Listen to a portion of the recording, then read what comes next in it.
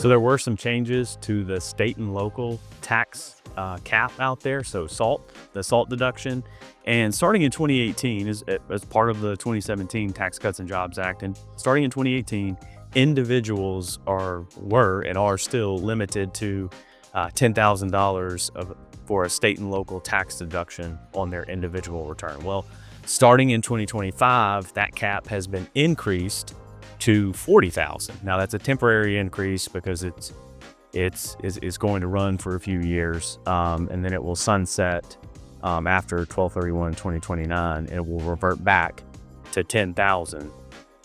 This was something that was subject to a lot of back and forth and negotiation, and they landed on this $40,000 cap.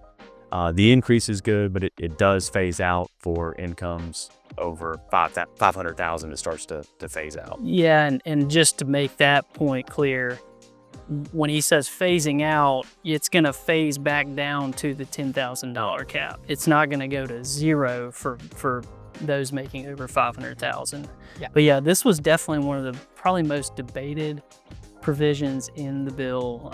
You had a lot of senators, House members that were in some high tax states and that were really pushing to get this even removed completely. And one thing to mention on the pass-through entity workaround, So talk about that. That's a good point, Claiborne. So related to SALT, the state and local tax deduction, there in one of the prior versions of the bill for what we call specified service trade or businesses, there was going to be a limitation if those entities had pass-through entity elections in place. So we call those PTE elections, which is basically an election where that pass-through entity has made an election to pay tax at the state level on the business return.